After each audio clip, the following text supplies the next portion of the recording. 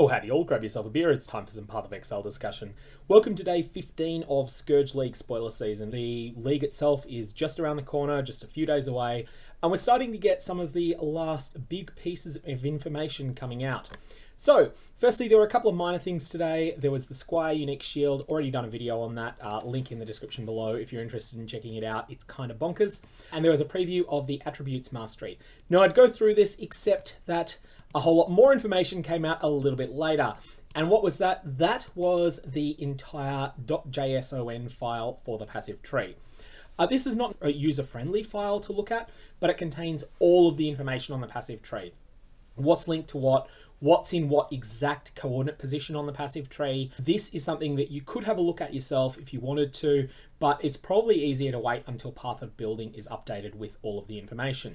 By the time that you're watching this video, Path of Building might be updated, but if it's not and you just want to check out the masteries that are available, there are 55 different passive masteries that are available, and all of this is on the website POE. Link in the description below. Definitely come and have a look at this. There is so much in here that you can have a look at. Some of the things, though, that really jumped out at me as being particularly interesting or different. All attacks with maces and scepters inflict chill. All damage with maces and scepters inflicts chill.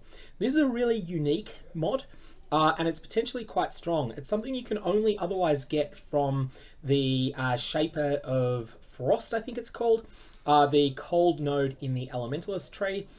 This allows you to chill with all sorts of damage. So, if you're doing chaos damage with a mace, if you're doing fire damage with a mace, you can also inflict chill, which is a powerful defensive layer. So that was something that stood out to me as unique and different. Not necessarily all that powerful, although it can be. It does mean, though, that you can use maces in conjunction with hypothermia support on pretty much any build, no matter what type of damage you're scaling.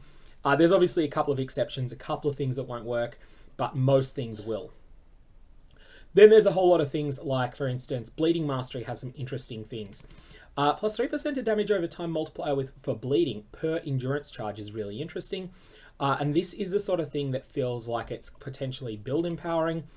And then there's Totems taunt enemies around them for 1 second when summoned.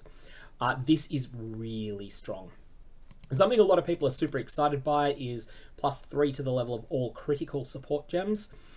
We do have a list of what is getting the critical support tag, and I kind of think that it's Awaken Cast on Critical Strikes might be the best of them. Then there's a whole bunch of other things like 50 flat life on Life Mastery. This is going to be something that is so good early in the game. You pick this up like the first time you take a life cluster early in the game. Maybe you get it by Act 3. And that 50 life is going to be a fantastic thing to have. Anyways, too much to cover in one news video that is basically just meant to be a summary. So go and have a look at this yourself. Find your own favorites in this system and let me know what they are in the comments section down below, because there is a lot here. As for Path of Building itself, that should be updated hopefully in the next, hopefully less than 24 hours, but in the next 24 hours, I'm pretty sure. Next piece of information was the Scourge Challenge League rewards.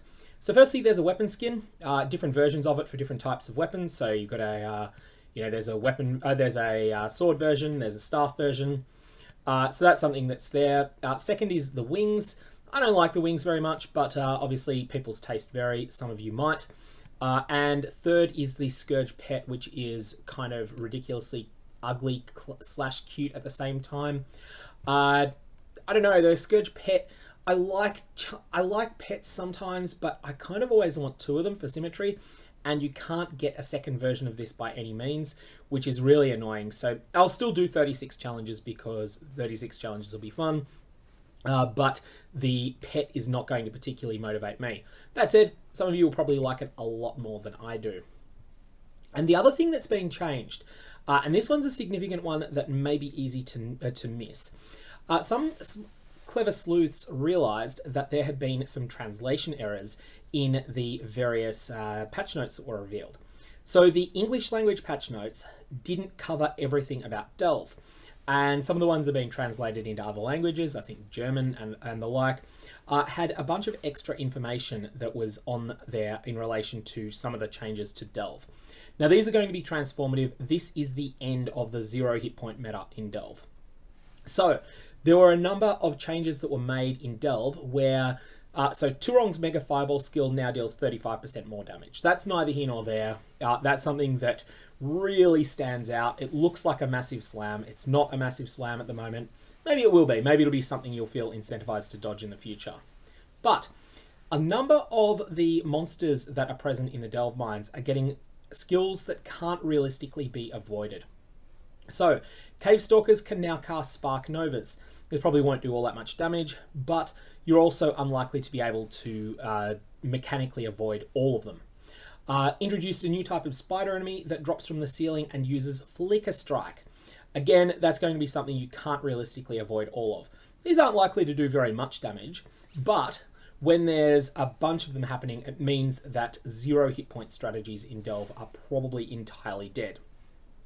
I, for one, am pretty happy with this. I think that the problem with the 0 hit point strategy in Delve, so for those of you that aren't aware, that was basically making a character that is entirely based on avoidance, that doesn't even have resistances on gear, has no life, and basically dies if hit once, but invests all of those extra stats that would have gone into resistances and life into instead being less likely to be hit, so that's stats like evasion, and also into massive overpowering amounts of critical strikes off screen, so that you could one-shot enemies, or the things you couldn't one-shot, you would freeze them and kill them before they unfroze.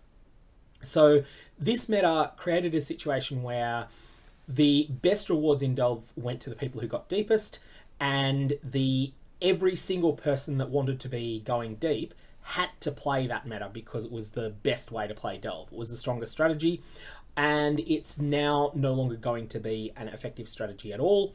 And that means that the Delve meta is going to be entirely fresh this league. Will people decide to play quite tanky? Will they still go for fairly glass cannon builds, but have at least capped resistances and a few thousand life so that they can survive? They can survive the unavoidable damage, but then potentially take a few, less defensive nodes than some of the super tanky builds, and then get rewarded with that for more damage. We're just going to have to play it and find out. Everything's going to be fresh and new in Delve again as a result of this. There's a number of other changes as well. So, Ice Golems can now cast Ice Storm, which is another thing that should probably be very hard to dodge.